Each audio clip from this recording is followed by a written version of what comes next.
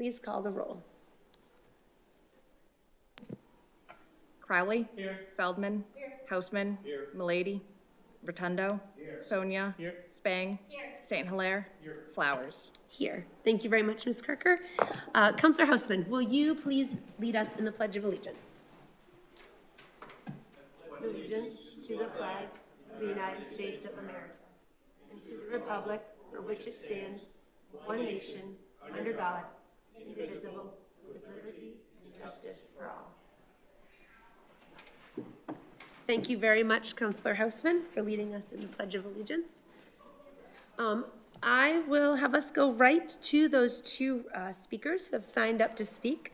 And I'll just mention, as I like to explain, that for those who are following, these public comments that can be made are part of the agenda of every regular city council meeting that we have.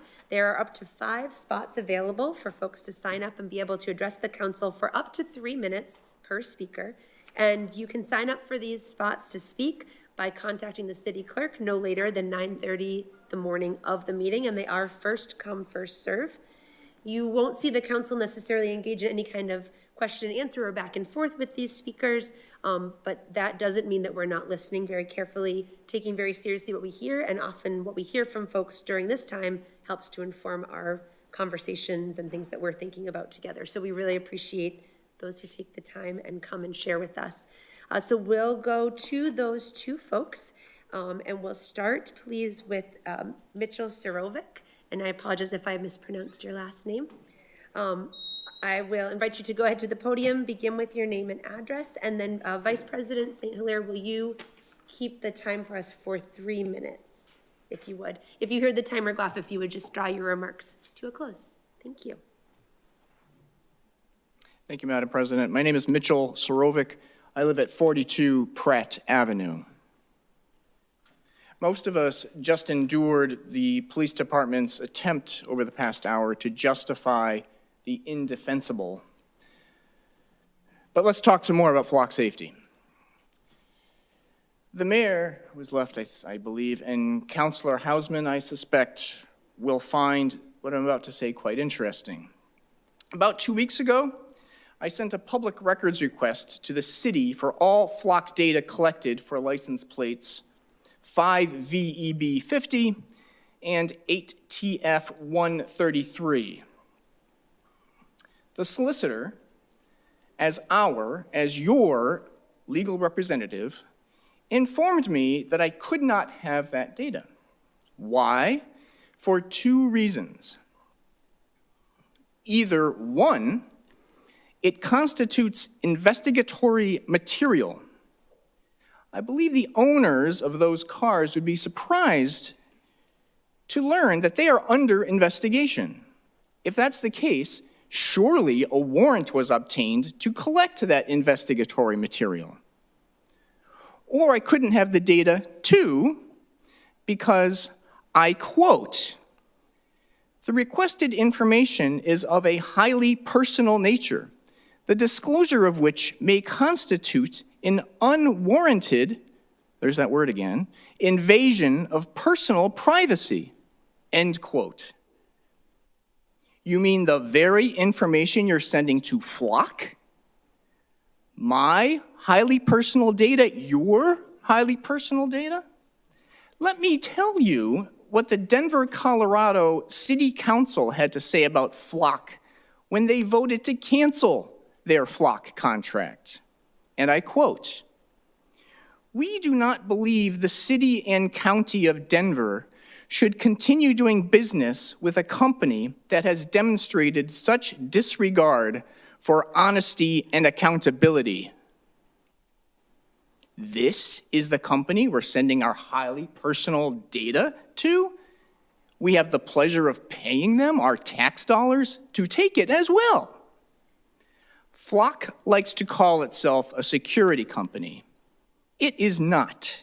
It is in fact nothing more than a data broker that monetizes our highly personal data that we never opted in to share. So what do we do now? This is probably the easiest decision the council will have to enact. Just join the dozens of other localities from last year alone and cancel the flock contract now. Thank you.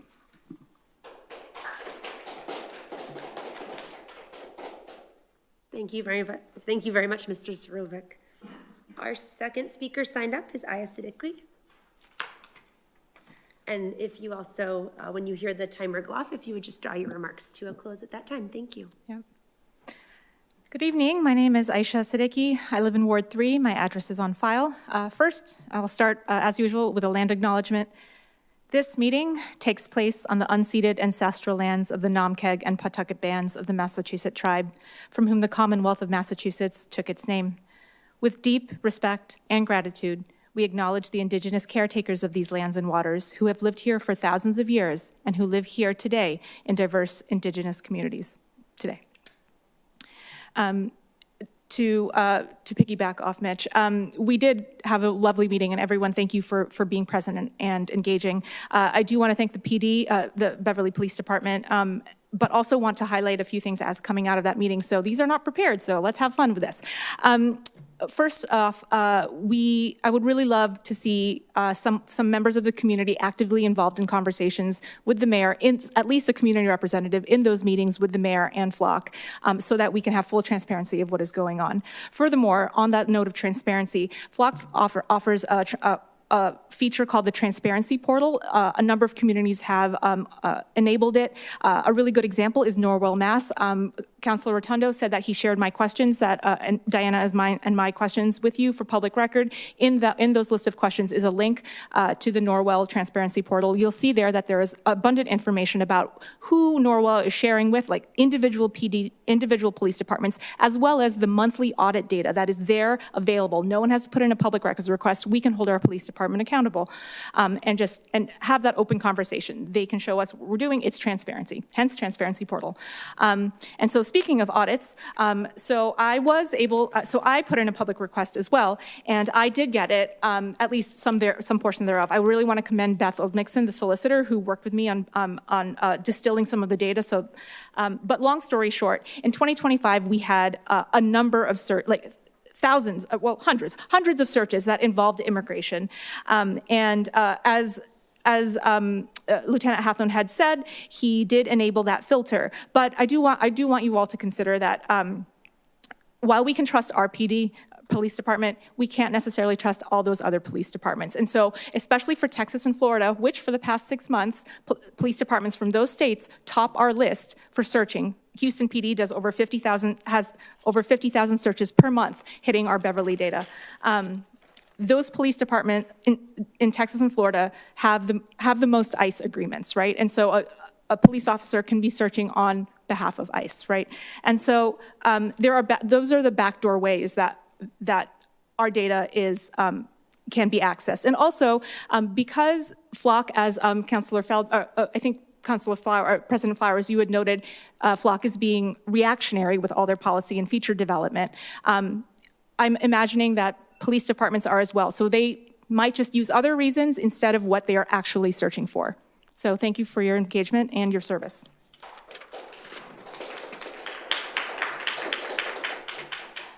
Thank you very much, Ms. Siddiqui, for being here as well. As always, we do, as I mentioned, appreciate folks for signing up for these public comment times, and we appreciate you taking the time to come and share with us things that you are thinking about, concerned about, and that are on your mind. So thank you. We do have some time now before our first public hearing, which is posted for 7:40. And so I will have us just start to go through some of the other routine business on the agenda. Ms. Kirker, let's go to communications from His Honor the Mayor, please. Order 124, an interdepartmental transfer of $190,000 to support the required shift coverage cost for the fire department during fiscal year 2026. Thank you. Let's refer that to the Committee on Finance and Property to set a public hearing. And I will note with gratitude that our Fire Chief Peter O'Connor is here with us this evening as well. Thank you for being here, Chief. Order 125, 10 $100 paper store gift cards donated by Beverly residents Alice Therese Riley King and Edward A. King Jr. for the Council on Aging. Please refer that to the Committee on Finance and Property. Order 126, a $250 donation from the Beverly Peabody Lodge Elks 1309 to be used by the Veterans Department to support veterans' needs. Please refer that to the Committee on Finance and Property as well. Let's go to communications from other city officers and boards, please. Order 127, Councilor Rotundo, a request to initiate the process to name the road leading into Beverly Golf and Tennis as Ziegler Way in honor of Jan Ernst Ziegler. Councilor Rotundo, anything you'd like to say about this order at this point? Just a quick statement. Since Ms. Mackenzie DeFranza, is here in the audience. She was the one who actually initially brought this to my attention earlier in the year. And so it's an order I think is very beneficial to the city, as well as some of the things we've spoken over the last several years in regards to Black history that goes on within the city. So the letter states its significance. And Ms. Kirk, I'll give you kudos for actually saying it well, because I'm still trying to get the name right. Thank you, Madam President. Thank you, Councilor, and thank you very much, Dr. Mackenzie DeFranza, as well, for bringing that to Councilor Rotundo's attention so that the council now can consider that. Thank you. Let's refer that to the Committee on Legal Affairs, please. Order 128, City Clerk, renewal application for an ice cream truck vending permit for Stephen Wright, 116B Collins Street. Please refer that to the Committee on Legal Affairs as well. Let's go to communications, applications, and petitions, please. Order number 129, National Grid, petition number 313-02639, install underground facilities on Chase Street, West Dane Street. Please refer that to the Committee on Public Services to set a public hearing. We do have this unfinished business from a previous meeting. This is Order 61 from Councilors St. Hilaire and Milady. This is the request to hold a public meeting on the city's utilization and plan for Camp Paradise. I know I've mentioned before, but like to just keep us all abreast, that the mayor had suggested and mentioned he was quite agreeable to having he and his team come within the context of a regular meeting, but one of those key staff members is out on medical leave at this time, so we're just waiting for that to get scheduled. So Councilor St. Hilaire, as soon as we have a hard date, you'll be the first one to know. Thank you. Let's go to motions and orders, please. Order 118, Sergeant Nicholson, handicap parking sign 23 Front Street. And this is available this evening for final passage. So it has been read and voted on at one meeting, and we'll hear it read, and then it will be available for a vote, which is for final passage this evening. Would you mind reading it for us? Thank you. We got here much quicker than we might have sometimes.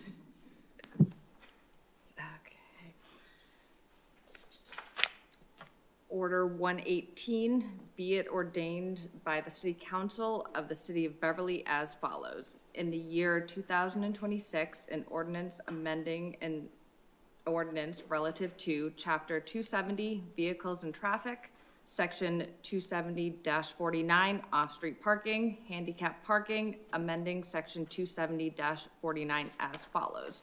A handicap parking space to be located at 23 Front Street, located 6 feet from the beginning of the right driveway, first spot. Ordinance to take effect upon publication and final passage, and this was published in the newspaper on Friday, April 10th. Thank you very much. Councilors, as I mentioned, this is available for final passage this evening. Is there a motion to approve Order 118? Is there any further discussion or any questions? Solicitor Old Nixon, thank you for joining us. I didn't know if you were moving because you wanted to comment on this. No, I was just, no. Okay. Thank you for joining us. Thanks for being here.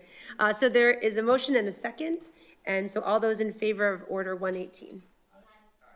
Thank you. That carries 8-0, so that is approved for final passage this evening.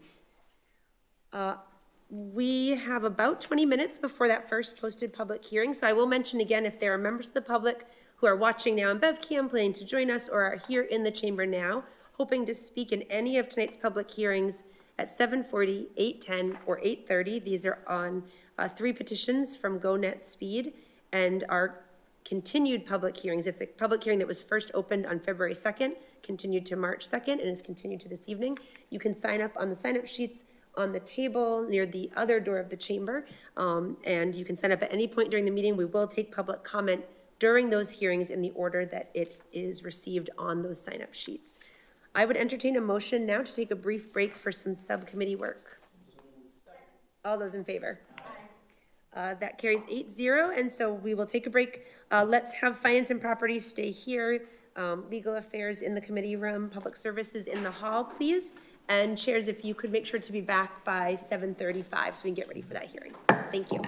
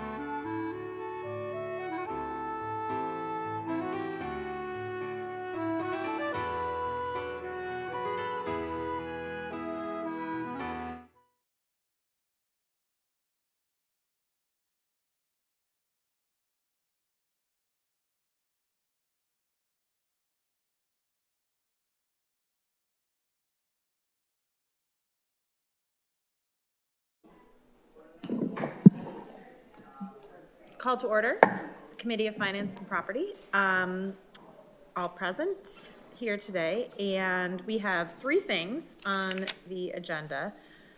First up is order number 124, which is the interdepartmental transfer of $190,000 to support the required shift coverage costs for the fire department during FY 2026.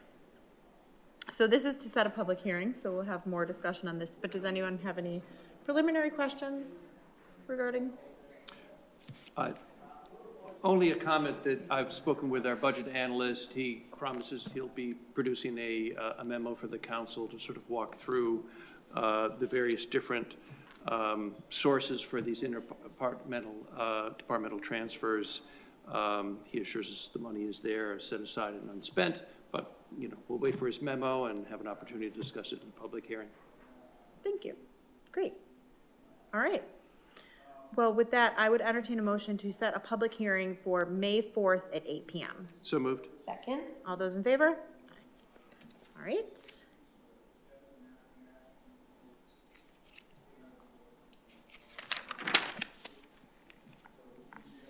Up next is order number 125.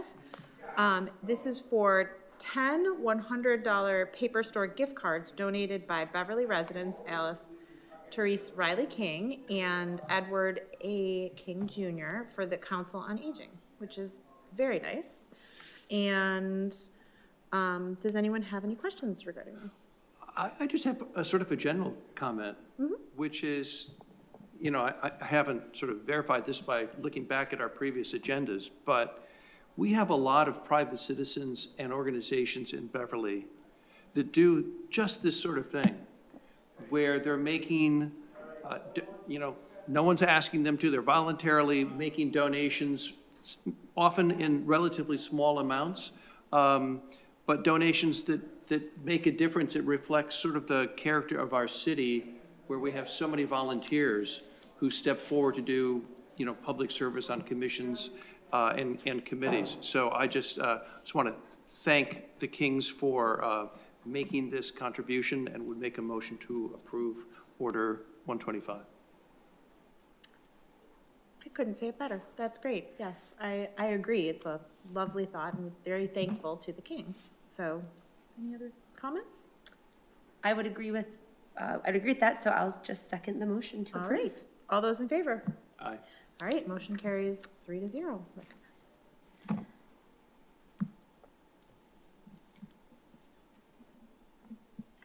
All right.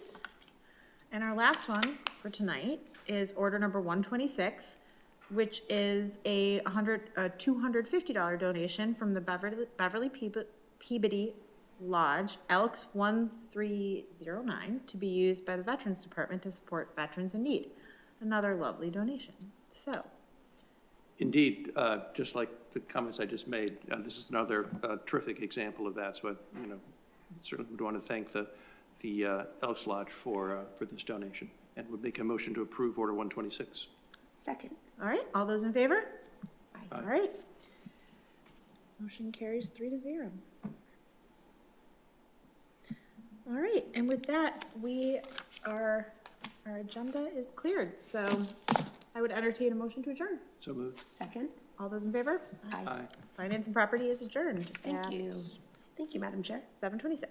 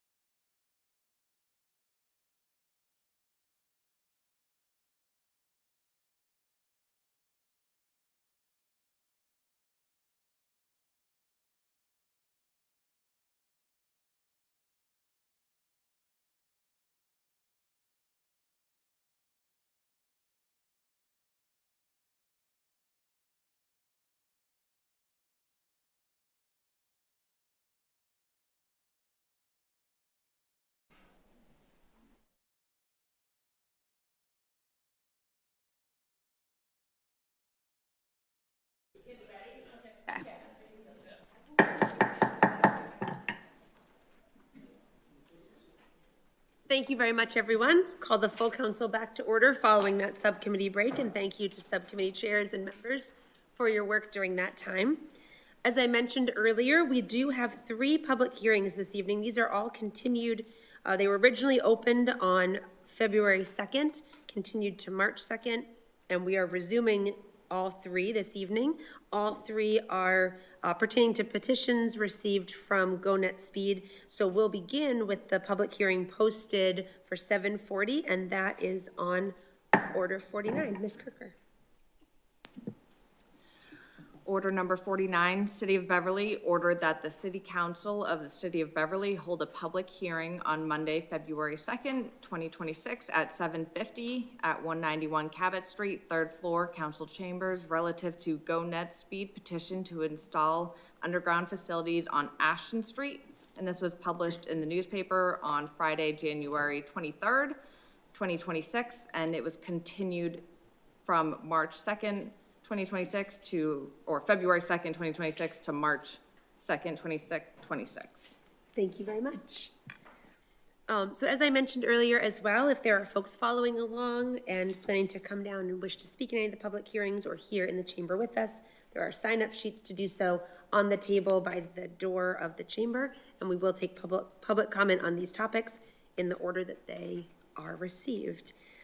So we do have representatives here from GoNetSpeed, so I'll invite you to come on up to the podium if you'd like. And anything that you'd like to say by way of introduction or getting us into the conversation, and then we'll take questions from members of the council. Of course. Thank you, President Flowers and members of the council, for allowing us to speak today. My name is Heidi Mahoney. I am the Manager of Government Affairs over at GoNetSpeed. I have a brief, just a quick statement, then I'm going to bring up our Director of Construction, who did a site walk on all 3 of these petitions with the mayor and the DPS and city engineering to answer any construction questions, which I think we were probably at that point to answer those questions. I know we've sent you quite a bit of information to digest at this point. So GoNetSpeed has been providing telecommunication service for over 100 years. And today we are one of the largest independent fiber providers in the Northeast, building and operating networks across 11 states. We build these networks with private investment and operate them long-term, so our focus is on getting the construction and the service right in the towns and communities that we are in.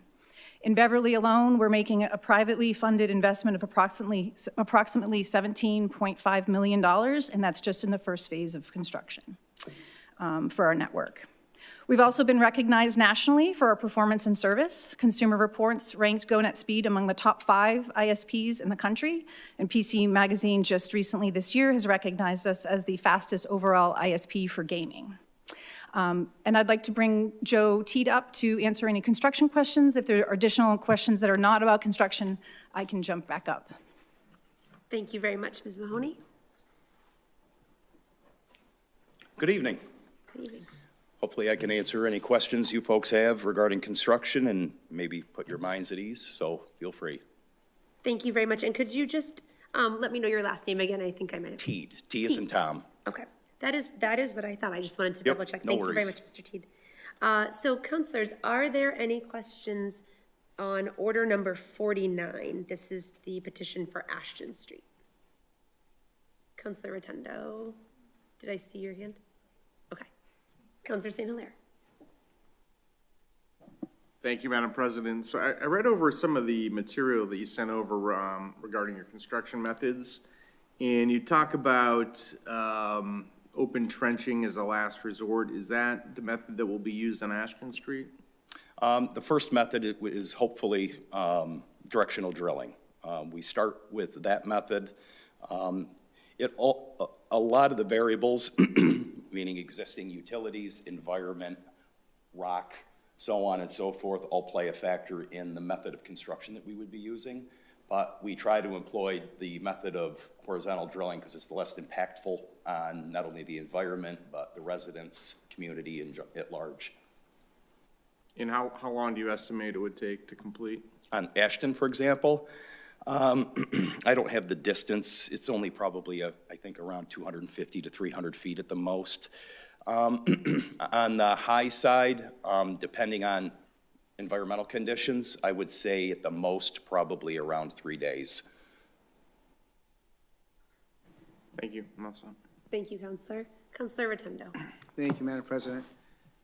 Have you actually tested Ashton Street for the soil condition, or if there's ledge or rock or whatever the case may be? No, sir, we have not done any testing on any of the sites because we were told this is step one versus us just, I hope you understand, right? Versus coming in and starting digging holes in a neighborhood that would be extremely disruptive and get people upset in the first place. So we were told step number one was to come here, get a road opening permit or the permits necessary to even move forward with that step to determine whether rock environmental factors are going to be take place to move from a directional boring method to an open trench method, or potentially of diverting all that and going aerial, because rock is extremely expensive, very disruptive, as you folks know, so we would not even consider if we hit like ledge and so on, so. Follow-up, thank you. Yes. So then that kind of leads into my next question, that is, ultimately, you possibly could just be going to taller poles if in fact there's issues within the ground itself, correct? Correct. We would at that point continue with the make-ready process, depending on what the pole owners specify, whether it's a taller pole, so on and so forth. That's not up to us to determine, that's up to the pole owner to determine the next step for the make-ready process. Good for now, thank you. Thank you. Counselor Houseman, please.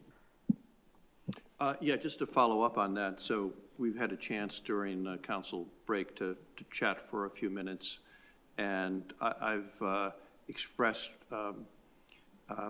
my position that at least for the East Street location, I would attach a condition that would require GoNetSpeed to do, test borings for ledge.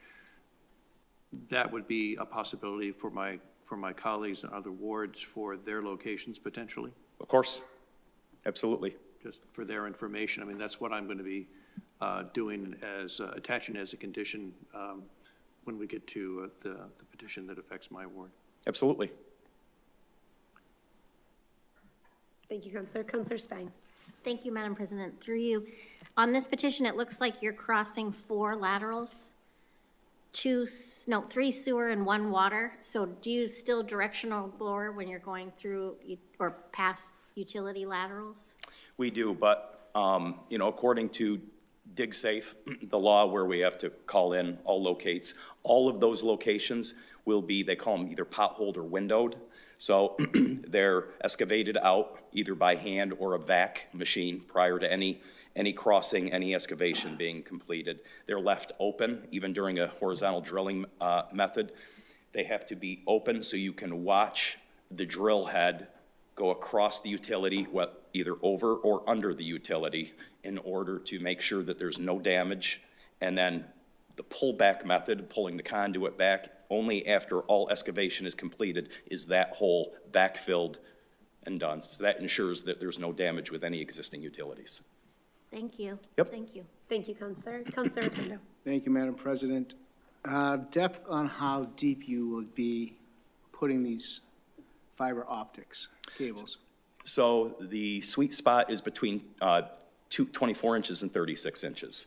So, I mean, you could say that's a foot difference. It all depends on some of the existing utilities that are already in the ground. So, we have to navigate, maybe we might have to go 3 feet versus 2 feet because there's already something at 2 feet, or we might have to move over in one location versus another. So, we leave ourselves a little bit of a buffer.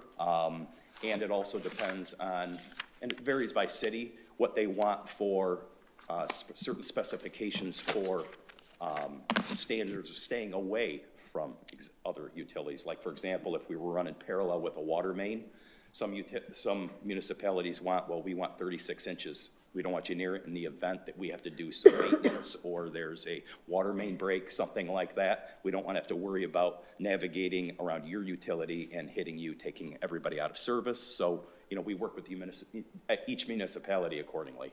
Thank you. So one thing is I want to restate, for me, I can't speak for my colleagues, we want competition, right? That drives the price. Understood. Competition's good, unless you're the company that's affecting. But with that being said, Ashton Street specifically, from what my understanding is, you go into the softscape, the dirt, grass, whatever the case may be. Yes, sir.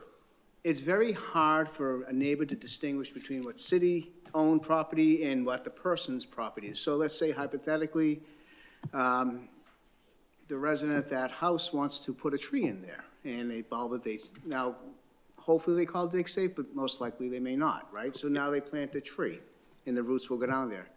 Have you had, in your own experience in other locations, other cities, towns, where someone has done that, that it has disrupted the fiber optics? Even though it's 24 inches or 36 inches, roots do grow. We see it, they lift up concrete. So have you had experience with that? Because that's one of the concerns I have with the underground is specifically if someone decides they want to plant a tree, and again, there's no delineation between the city-owned property and the resident's property. Agreed. So we haven't had damage unless somebody doesn't call in a dig safe. So I'll hit a couple different aspects. Somebody doesn't call in to dig safe and they end up digging in the right of way where our utility is and they hit that. Obviously, that's always a possibility. As for if they plant something, a tree there, and will it disrupt our utility that's there? Potentially, it will be a long time because our utility is encased in a conduit, okay? We use a heavier wall conduit so it endures different conditions, whether it's rocks during backfilling or something shifting to grade. You know, when a tree grows, it's a slow growing process in the first place. That's why you don't see something like a sidewalk heave overnight, right? Is it a potential? It is, but it's a minimal risk.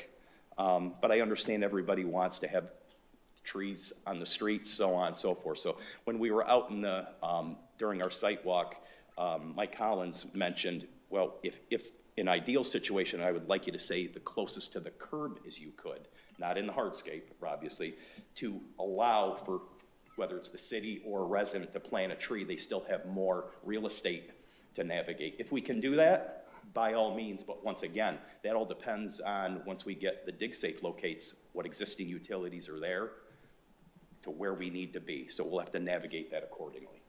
Thank you, Madam President. Thank you, Councilor Rotundo. Are there other questions from members of the council? Councilor Spang. Thank you. On this petition, it looks like, I don't know how to say where it is on the petition, but there's either a tree or a bush right on the line of where you intend to put it through. Have you ever had to take trees out in order to do your directional boring? Usually we can, for directional boring, we can go underneath, or if need be, we can actually go deeper to minimize any damage to the root ball, the root system of a tree. So that's usually not anything that impacts. We're currently doing it in other locations, for example, in Rhode Island and other states, and we have not had to take a tree down because we know how that affects not only the community, but the potential resident, so. Thanks, and just one follow-up. Do you meet with the residents before you start working somewhere? So what we do out there is we try to do at least 2 weeks, if not a week. We try to stick to the 2 weeks to give people as much notice as possible. Our contractor will go out and put door hangers on every resident that's going to be affected, both sides of the street, because everybody's going to be affected at one point with whether it's noise, disruption, traffic, trucks being parked. We also put yard signs out at maybe the beginning of the project or the beginning of the street, so they know, GoNetSpeed's coming. You're going to see upcoming construction, so on and so forth. So that's what we usually do to inform residents that we're going to be working on their area. Thank you. Yes. Thanks. Thank you, Councilor Spang. Are there other questions from the council on this petition? May I ask you a question? Of course. So you mentioned that you had done site visits with some of the city staff. Yes. All the locations. I'm just curious what you can share about the Ashton Street visit that you learned or that you observed. Are there things that you were able to take away from those conversations or that visit that better inform how you're going to be thinking about this petition? All the conversations were very similar. Not to be frank, it's, the street is a street. Every street holds a different set of conditions. For example, Ashton has a few more trees in that area. We would have to navigate that situation, maybe go a little bit deeper so we don't affect the root ball of the trees. Other than that, there really wasn't too much that would affect. There were some existing markings out there from some other utility maybe that called in some dig safes. It was nice to be able to see those. But there wasn't anything that would give me pause to say we can't do this type of situation. So Thank you. you're welcome. Solicitor Olmixon, did you have any comments or questions on this particular petition?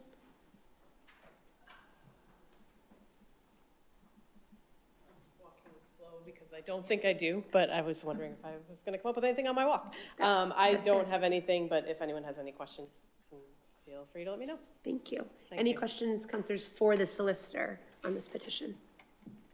Okay, thank you, solicitor. There are no members of the public signed up to speak in this public hearing, but are there members of the public here who wish to speak in this public hearing? All right. Oh, Counselor Spang, I'm sorry. Sorry, I thought of another question. Please. You mentioned that you would evaluate, and if there's ledge, you would be going overhead. At what point do you make that decision usually in the process? If we, for example, if we did the test holes, came in and we determined that, let's say just in 300 feet, and please don't use this as fact, but let's say in 300 feet, we did 3 test holes, and we were to hit rock in all 3 of them, we're probably going to determine that at that point, do we want to take on the additional cost, not only just the cost, but the impact and disruption to the residents. We're going to probably make it at that time. I'll bring it back to my folks, our contractor, my manager would give us the information that they found during this, investigative process, and then we would make a determination internally whether we just want to abort that, which we would pull our petition at that point, or permit, and say we're just going to go aerial and we'll pay for the make-ready costs. Thank you. Madam President, Yes, Counselor Houseman. if I have a question, may I? Yes. Thank you. Counselor Spang brought up an interesting point. What if you're doing test borings, as I'm proposing to do with the permit for my ward's location, and you hit ledge, but not in every hole? Then what do you do? How do you make the determination that the presence in 1 or 2 locations is enough to not proceed, or if you just have it in 1 location out of 3? What do you do with that data to make a decision? Very good question. So honestly, in a case like that, we would probably do a few more test holes to be safe versus just abandoning the process because of 1 hole. We would determine, is it just a rock that can be moved, or we just deviate to the left or right, or maybe go under it type of scenario. We would maybe open up a couple other test holes. And once again, when I say test holes, I'm not talking gigantic holes. I'm talking smaller areas that can be backfilled, and basically you'd never know we were there. So we would probably do more test holes to see how far that rock goes to determine the next steps, and then decide whether it's cost effective to continue that process or change the method to an open trench, because drilling through rock you can, but it's not very conducive. If I may, as a follow-up. Now, what are the factors that would compel you to decide we can't do underground, we'd prefer to avoid going overground, we want to do an open excavation? What are the factors that drive you away from those other 2 and towards an open excavation? The length of the rock that we're running into. We're running into it, as a matter of fact, in Rhode Island right now. Our contractor started the drilling process to go underneath a driveway, actually, a very large driveway entering a fire station. So we're trying not to be impacting, the normal duties of the fire department. They got in roughly about 60 feet, and they've started hitting rock. So they pulled it back out, started a new hole, not like open, same hole, but just a different pilot hole, and they've shot 3 or now I think they're working on the 4th time, to the point where, as an example, their drill broke down because it was just too damaging to the drill, and the drill was off-site for roughly about a week and a half getting repaired. So now we've decided we're obviously not going to, and we thought we might get into rock. We wanted to give every best effort we possibly could to not affect the fire department, even though they've said, we'll accommodate, do what you need to do to make things happen. Now we're gonna have to open trench that, so we're gonna saw cut that, because this is all an asphalt situation across their driveway. So we determine that based off, we give everything possible, the best try we can, but then we try to communicate with the city officials, for example, whether it's Mike Collins or people in his department, to say we need to change our method of excavation because of the conditions that we ran into that we didn't foresee, even with the test holes, for example. If I may. So the council could, if it wished, include a condition that says no trenching would be allowed, which would basically force you to either be successful going underground or go up on the poles. I guess you could. I mean, I can't tell you what you can or can't do, so. Yeah. Okay, thank you. Yep. Any other questions from the council on this petition? Okay. Councilors, it seems to me that we've sort of come to the natural conclusion of the public hearing portion of these, I think all 3 of these petitions, is my hunch, which is the information gathering back and forth with GoNetSpeed. We've had the opportunity to request information. Ms. Mahoney referenced that we've received much of the information. We're having opportunity to ask questions this evening. So the next step for that would be, as with all public hearings, to close the public hearing portion. That does not mean that it would necessarily receive action tonight. It would go to a subcommittee, and then when it returns to the full council for final consideration. But my thinking is that we have come to the natural point at which we could close the public hearings themselves. So with that, I will close the public hearing on order number 49, refer that to the Committee on Public Services. And we do have a little time now before our next posted public hearing, which will be at 8:10. So I'd entertain a motion for a 5-minute recess. All those in favor? Aye. That carries 8-0, and we will be back in 5 minutes for that next hearing.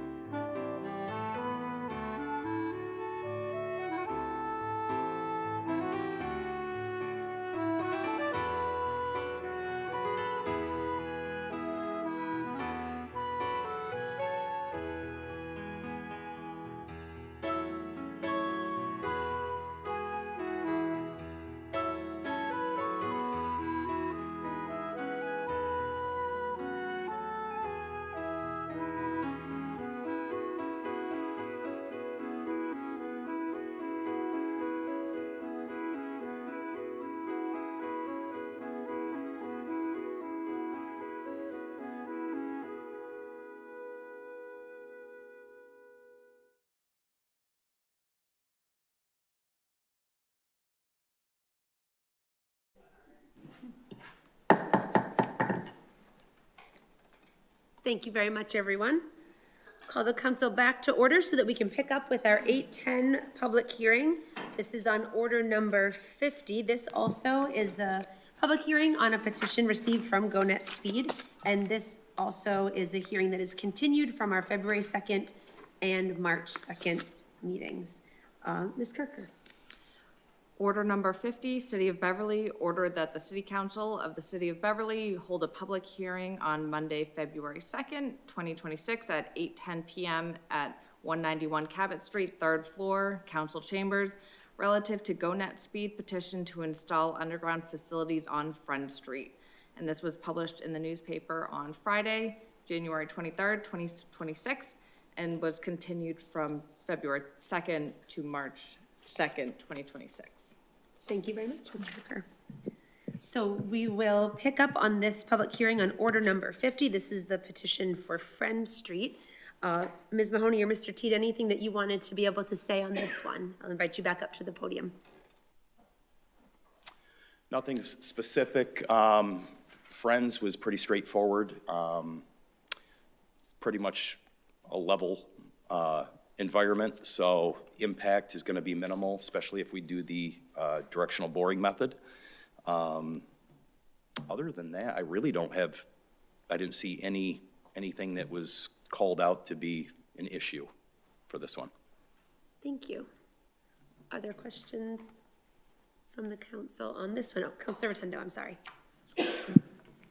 Question I should have asked a few seconds ago with the Ashton Street, and you may have already said it, so my apologies if it's been said in previous meetings. If by chance there is trenching, the disruption to the softscape, you will restore that back to its original condition, or better, at least? Absolutely. It'll be at the same condition, but most likely better. Okay, thank you. Absolutely. Thank you, Councilor. Are there other questions from members of the council on this petition? All right. Solicitor Oldmixon, any comments or questions from you on the petition on order number 50 for Friend Street? Okay. So we will close this public, oh, sorry, Ms. Kirker, I think I already know. All right, there are no members of the public signed up to speak in this public hearing, but were there members of the public here who wish to speak in the public hearing for Friend Street? Okay. Seeing none, I'll close this public hearing and refer that back to the Committee on Public Services as well. And I would entertain a motion for a 10-minute recess. Second. All those in favor? Aye. Thank you very much. We'll be back in 10 minutes and we'll pick up with that final hearing. Thank you.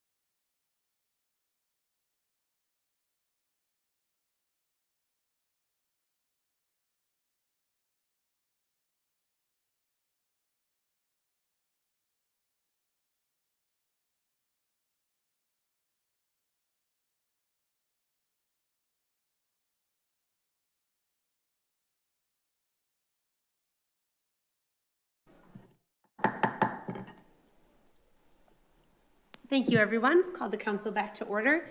We do have our final public hearing posted for this evening for 8:30, and this is on order number 51. Like the two hearings before it, this has been continued from our February 2nd and then our March 2nd meeting. Ms. Kirker, please. Order number 51, City of Beverly, ordered that the City Council of the City of Beverly hold a public hearing on Monday, February 2nd, 2026 at 8:30 PM at 191 Cabot Street, 3rd floor, council chambers, relative to GoNetSpeed petition to install underground facilities on East Street. And this was published in the paper on Friday, January 23rd, 2026, and has been continued from February 2nd and March 2nd. Thank you very much, Ms. Kirker. Ms. Mahoney or Mr. Teed, anything that you'd like to be able to say to open up conversation on this petition? This is for East Street. The only thing I guess I would say is I understand for this specific location, we discussed with Councilman Hausman what some of the residents have endured in this specific area. We do understand what they've gone through. During my visit, I saw the disruption. I spoke to, this gentleman in front of me. I apologize for your name. I just want to stress this, we want to be a good partner with the city.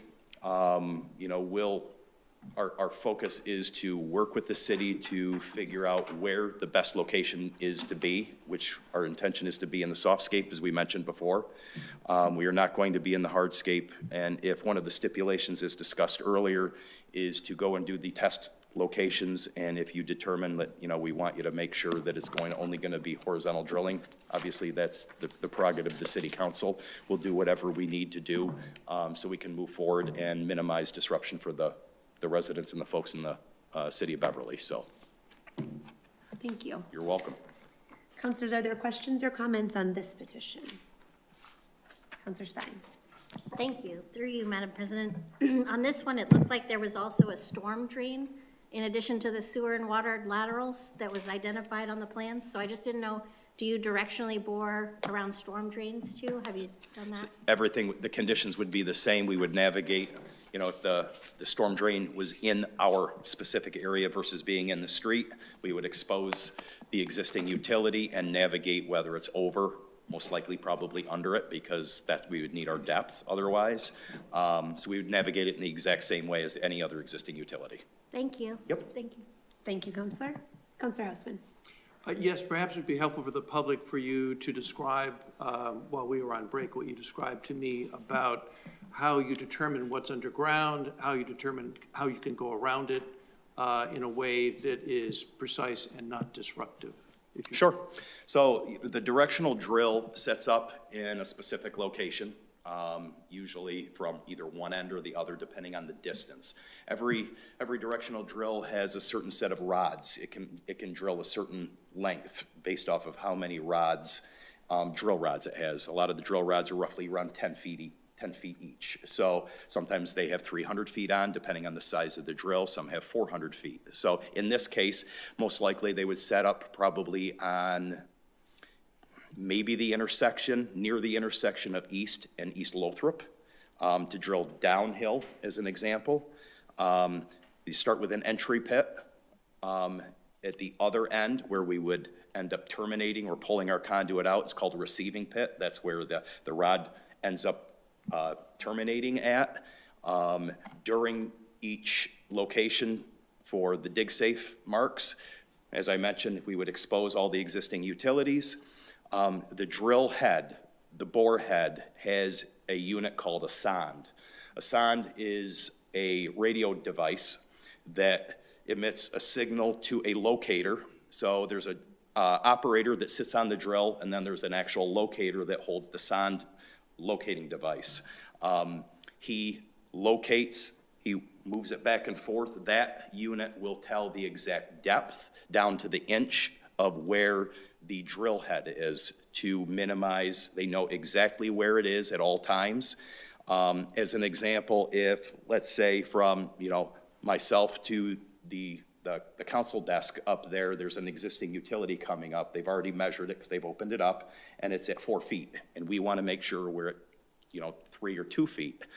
The locator would communicate with the operator and tell him what he needs to do to make sure he's at the required or the designated depth to minimize any damage to ensure that we don't hit that existing utility that's in the ground. Whether it's tell him he needs to come up now, and depending on the head on it, there's a spade head. I can get into a lot of detail. I don't know if you guys really want me to bore you with this, but depending on the position of the head will determine whether when they push it forward, will determine if it's gonna go up, steer left, steer right, or go down to get existing depth. That's all determined by the locator and him watching not only the locating device, but knowing ahead of him what existing utilities are coming and communicating with the operator on the machine. So, just to clarify, your drill head is in the ground, you come to where a sewer line and a water line are feeding into a residential home. Mm-hmm. Are you saying that the sound which determines, which you get feedback on about where the drill head is, that the procedure is also that you have dug up the ground where that water and sewer line are that service the house? Yes. So yes, even with underground drill head excavation where you're not open trenching, you're still digging holes as you go along. 100%. There is no way around it, no excavation you will be able to do without exposing existing utilities. Otherwise, just because when you call Dig Safe as an example, and they say, there's a utility here, they could give you an estimate of how deep it is. A lot of times they won't. That's on you. That's on the excavator to expose the utility in the ground to ensure that you don't damage it. And what kind of excavation, through you, Madam President, what kind of digging implements? Is it a team member with a shovel that's digging down to where that location presumably is? A lot of times it'll be a hand digging.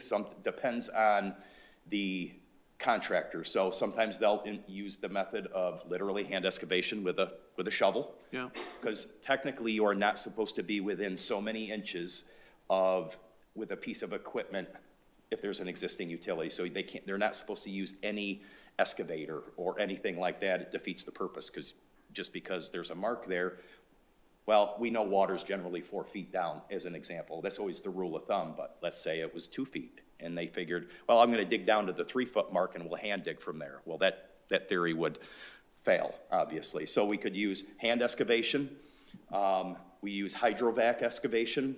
So it would be a vac machine that we use water to excavate, and at the same time, there's a vacuum that sucks the dirt and the mud and debris out to expose it so there's no potential damage. Those are the two main methods, and you could use an air spade, which is a compressor that uses compressed air to blow away and carve a hole in the ground at the end of the day. Once that's done, then obviously dirt needs, if you're gonna use the method of hydrovacking, you're gonna have to bring dirt and material back in to backfill at the end of it.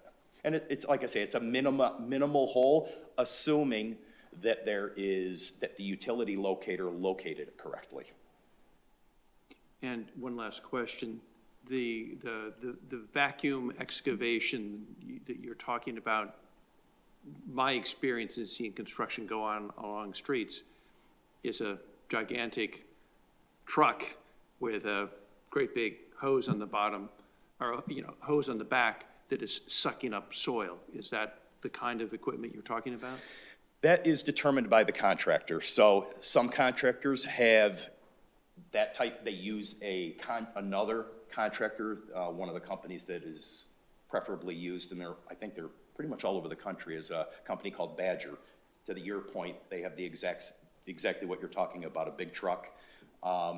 Some contractors have a trailer vac that they have. They've spent the money, just a smaller version of it, but it's a trailer situation to do that, yes.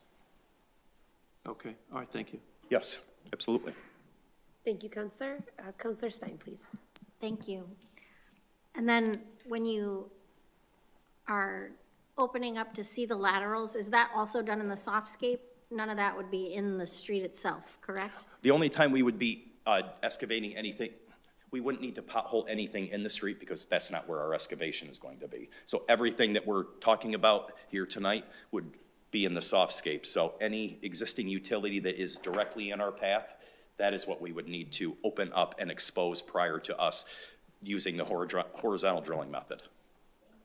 Thank you, Counselor. One more. Counselor Husband. What if one of these, residential water lines is underneath a landscape, a plant that's in front of the house? What if it's part of, a row of trivets or something like that?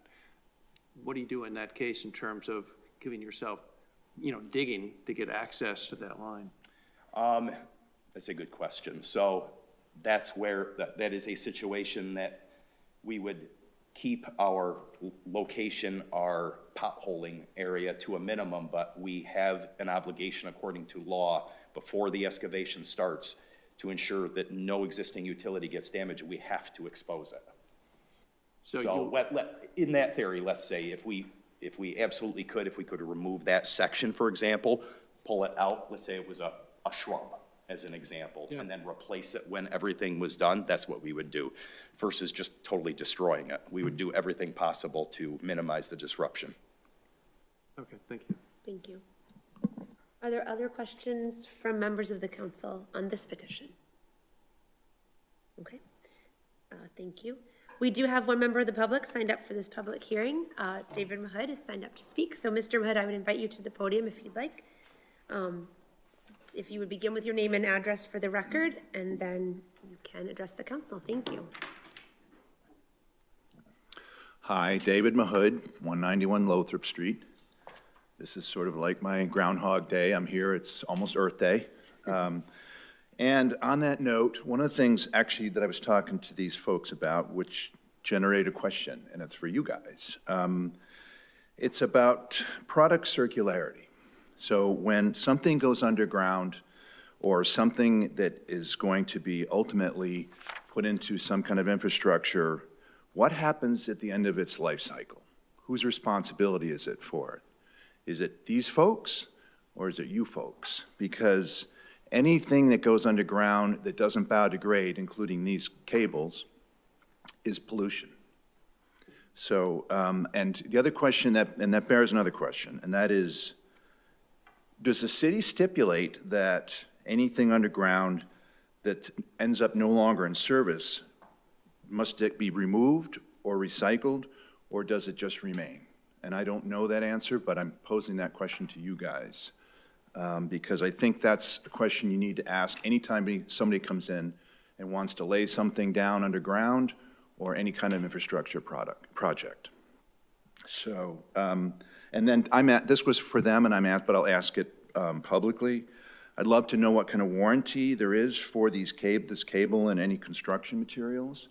Is that if that warranty is 5 years, that seems like somebody's gonna have to come back at some point and do more disruption. And I can tell you from the viewpoint of all of my neighbors on Lothrop Street, we don't even wanna see a fork in the ground anymore. We've had enough. And if it were just up for us, we would be a solid no. But I can also say that if it's good for the community, if it gives us some options for wireless service, then I think that's a positive. But I just think it's important that we ask these questions up front before anything gets green-lighted. I'd love to know whether there is any kind of questions about product circularity for the future, for this project and for the future. And that's it. Happy Earth Day, -1. Thank you very much, Mr. Mahood. And happy Earth Day -1 to you as well. Ms. Mahoney or Mr. Teed, I wonder if I could reflect back to you that the last question that I heard asked, just what is the expected lifespan for the cable that you'll be running underground? And is there any kind of a warranty or coming back to check on those? What do you expect in terms of the longevity of this product? Do I know for certain exactly what the lifespan of our fiber is? I do not. I can speak to myself knowing how long I've been in the field, placed things, for example, that have been in the air, let alone in the ground, that are exposed to, you know, different environmental factors, UV, so on and so forth. I mean, I started my career many years ago. And that was back in the late 90s where I've placed fiber and it's still being used today. So, I mean, we are talking 30-plus years as an example. So, do I anticipate that there will be an issue with the fiber in the ground? No. Will there be disruption? I don't see any, to his point, I don't see any further disruption as long as everything is working like it's supposed to be. The only time I would anticipate that there would be any further disruption, let's say an excavation, where we would have to dig our conduit that was placed up, is if something or someone came in and hit our conduit where it needed to be repaired. Other than that, if the fiber itself went bad, it would mean literally we pull the existing fiber that's in there out and pull a new one in, which doesn't require any excavation because we're pulling it through the existing conduit that we're placing. So there would be no impact to the residents. It's just at the one pole that we're starting at and the end pole, and we pull a new one in, and we're done pretty much. So, I mean, can we potentially get you some information of like the life cycle to this gentleman's point for conduit and so on and so forth? I'm sure we can get that from the manufacturer if that would help, you know, minimize some concerns. Thank you. Of course. Yes, I think, and any further information that you might have, if you could direct it to our city clerk, and then we can make sure that that's shared as well, that would be. Of course, that'd absolutely, be be glad to. Thank you. Are there other questions from the council? Councilor Husband. Yeah, one other question. At a previous hearing, you talked about for the entire network in Beverly, you would have a hub or a node, whatever your terminology is, and it would be located on East Lothrop Street. I wonder if you could share any more information about whether or not you've determined what that location is. We haven't yet. So that's one location. What we generally do is we have, you know, 2, 3, 4 potential locations that we, not myself, that's not part of it, my thing, but our engineering team and our network engineering team try to figure out where the best locations. We go out, our site acquisition team they give them some parameters and areas to hit, and then try to drum up interest. And I think that's still in flux right now. They're still trying to determine exactly which locations with show of interest and, you know, negotiating different terms, so on and so forth with wherever those are. How large is this equipment, and what kind of noise does it make? But there won't be any noise. The only noise that would potentially be is a standby generator that would kick on during whatever cycle it is, like once a week for 20 minutes or something like that, to make, in the event that a power outage went, it would obviously sustain and power the equipment in there. If it's an outside location, the size of it usually is like a 20 feet by 20 feet, not concrete pad, but there's a concrete pad where a cabinet would sit on it that would house our internal equipment. And then outside of that would be gravel, depending on the city stipulations. There could be fencing, there could be privacy fencing, there could be shrubbery. That all depends on what the city or code would determine. And how, through you, Madam President, how big is if the pad is 20 feet by 20 feet, how big is this piece of equipment? The cabinet is roughly about the height of me, for example, I can't speak to exactly this one because there's different sizes based on the needs of each city, but 4 feet wide, let's say 4 feet by 6 feet, maybe? 4 feet by 4 feet by 6 feet, something like that. Yeah. It might not even be 4 foot wide, but I would say like 4 feet wide, maybe 2 to 3 feet deep by roughly 6 feet high, that the equipment gets housed in, and our fiber would go in there, and that's the point of presence. They call it a pop. point of presence. That's where all the equipment would generate the light to push out to all the residents of the city. Okay, thank you. Absolutely. Thank you, Counselor. Are there other questions or comments from the council? Solicitor Olmixon, anything on this one? Okay, thank you.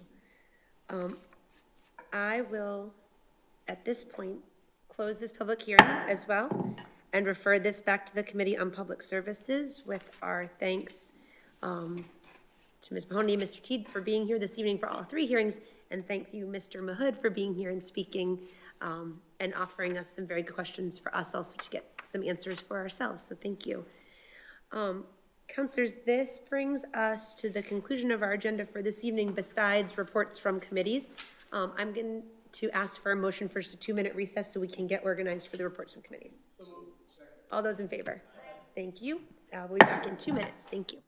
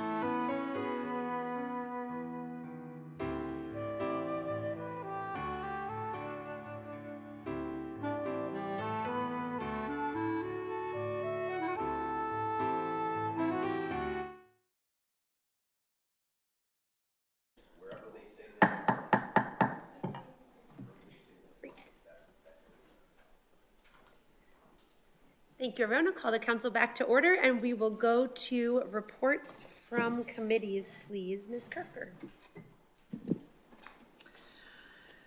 Order number 65, the Committee on Public Services, to whom it was referred the matter regarding National Grid Petition number 311-24344 to install underground facilities on Broadway, have considered said matter and beg leave to follow.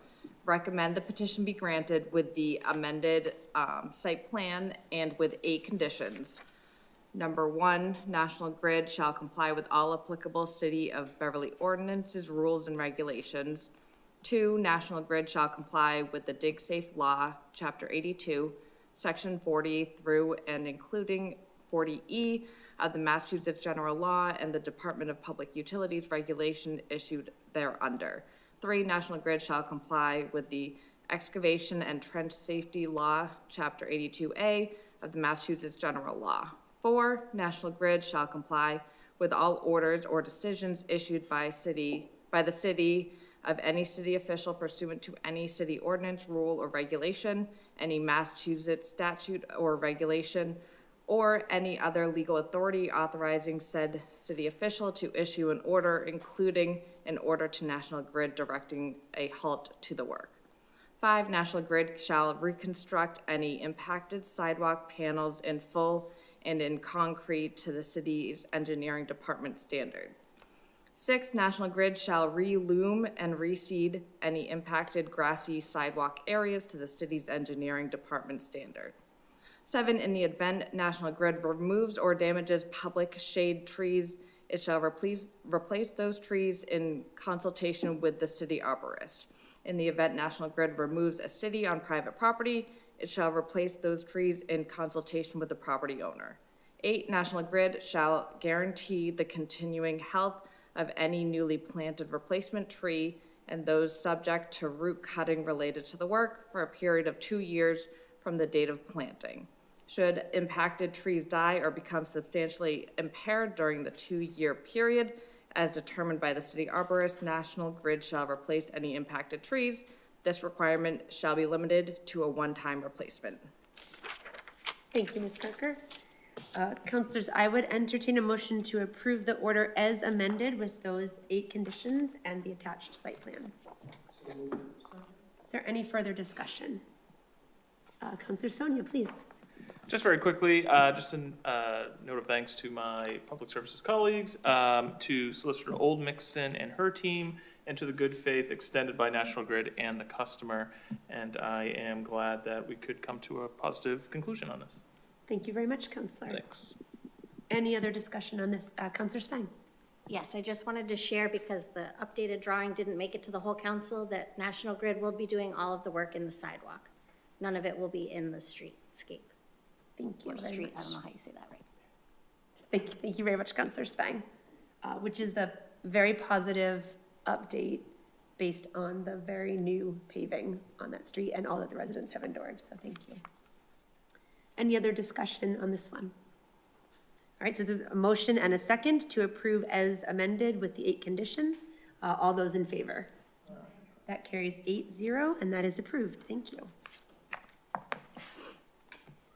Order number 107, the Committee on Public Services, to whom it was referred the matter regarding a reappointment for Julia Workvient, 76 Cabot Street, number 2, to serve on the Beverly Waste Reduction Committee, have considered said matter and beg leave to follow. Recommend the council approve the reappointment. Are there questions or comments on this one? The question comes on the acceptance of the proposal and adoption of the order. All those in favor, aye. That carries 8-0. Order number 108, the Committee on Public Services, to whom it was referred the matter regarding a reappointment for Barbie Papalios, 30 Pond Street, to serve on Beverly Waste Reduction Committee, have considered said matter and beg leave to follow. Recommend the council approve the reappointment. Questions or comments? Question comes on the acceptance of the proposal and adoption of the order. All those in favor, aye. That carries 8-0 as well. Order number 109, the Committee on Public Services, to whom it was referred the matter regarding a reappointment for Brenda Wong Murphy, 15 Bertram Street, to serve on the Beverly Cultural Council, have considered said matter and beg leave to follow. Recommend the council approve the reappointment. Questions or comments? Question comes on the acceptance of the proposal and adoption of the order. All those in favor, aye. That carries 8-0. Order number 110, the Committee on Public Services, to whom was referred the matter regarding an appointment and request for waiver of residency for Amanda Bittner, 131 Main Street, Byfield, to serve on the Beverly Cultural Council. This have considered said matter and beg leave to follow. This order required 2 votes. Waiver of residency, recommend the council approve the appointment. And then appointment, recommend the council approve the appointment. Thank you. So councilors, as you just heard, this order actually requires 2 votes. It came out of the subcommittee with 2 recommendations. The first is to approve the requested waiver of residency for Amanda Bittner. And so I would entertain a motion to approve and would note a waiver of residency vote requires a 2/3 vote to approve from the council. Is there a motion to approve? Any further discussion? All those in favor? That carries 8-0, so that is more than the required 2/3 to approve the waiver of residency. And now I would entertain a motion to approve the appointment itself. Any further discussion? All those in favor? That carries 8-0, and the appointment is also approved. Thank you. Order number 111, the Committee on Public Services, to whom it was referred the matter regarding an appointment for Alex Weatherup, 27 Fayette Street, to serve on the Beverly Cultural Council, have considered said matter and beg leave to follow. Recommend the council approve the appointment. Questions or comments? Question comes on the acceptance of the proposal and adoption of the order. All those in favor, aye. Aye. That carries 8-0 as well.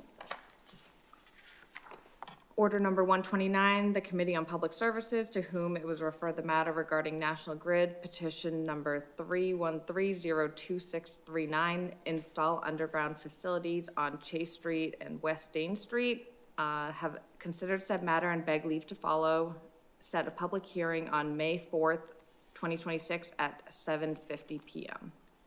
Councilors, I would entertain a motion to set that public hearing as recommended by the subcommittee for our May 4th meeting at 7:50 p.m.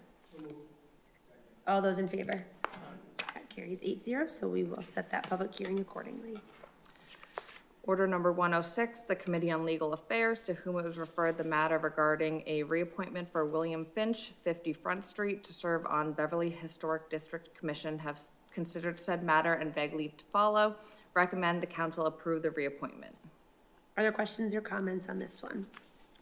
Question comes on the acceptance of the proposal and adoption of the order. All those in favor, aye. That carries 8-0.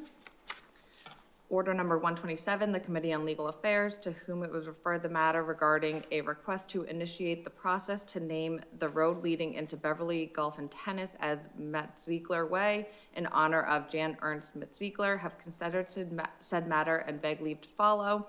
Refer the order back to the Committee of the Whole. Thank you very much, Ms. Kirker.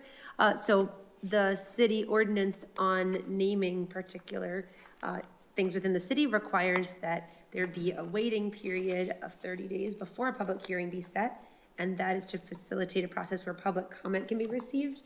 Solicitor Olmixon, I wonder if I could invite you up just to offer a little more insight for those who are following along on how that works. Ready to go. Thank you.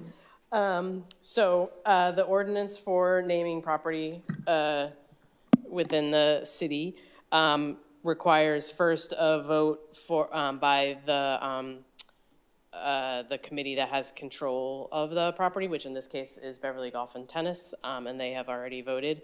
And then it comes before you, the ordinance reads, "No name shall be given to municipal property or commission property until after the city council holds a public hearing and allows for a 30-day public written comment period that shall conclude at the close of the public hearing." So it's 30 days for public comment that ends at the time of the public hearing. So it's 30 days past tonight. But notice of such public hearing and public written comment period shall be published on the city's website and in a local newspaper at least 30 days before the date of said public hearing.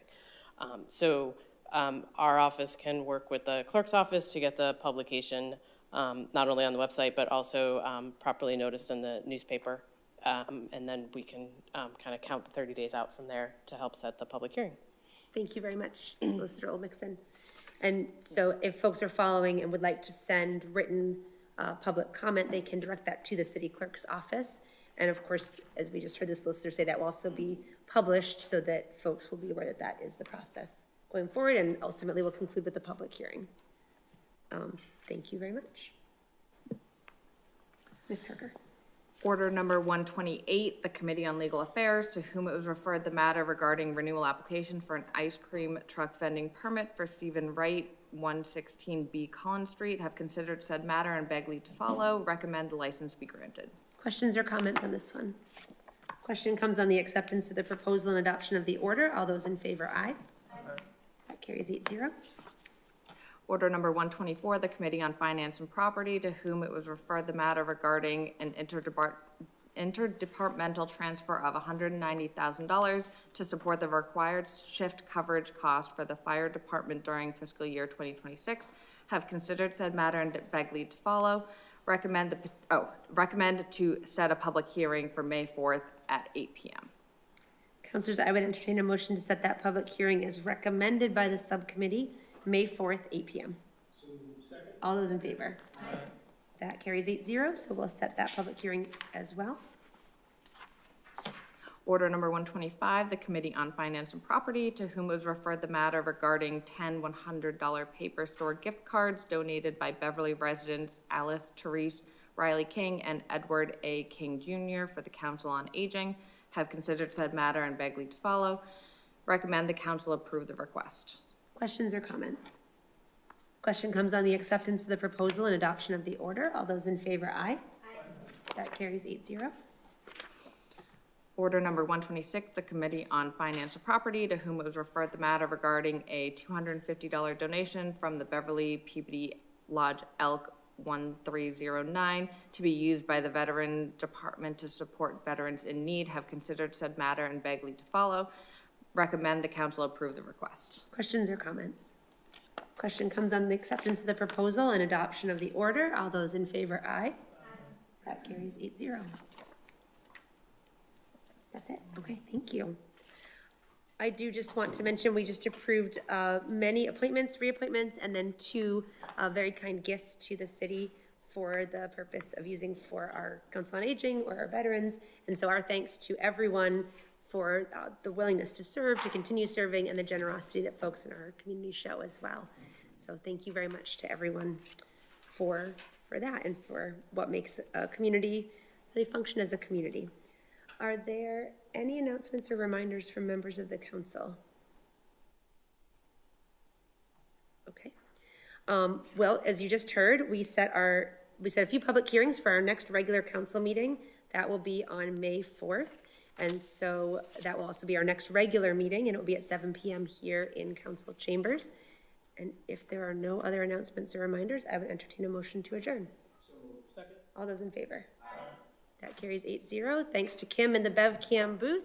Thanks to everyone who joined us this evening. Good night, everyone. We are adjourned.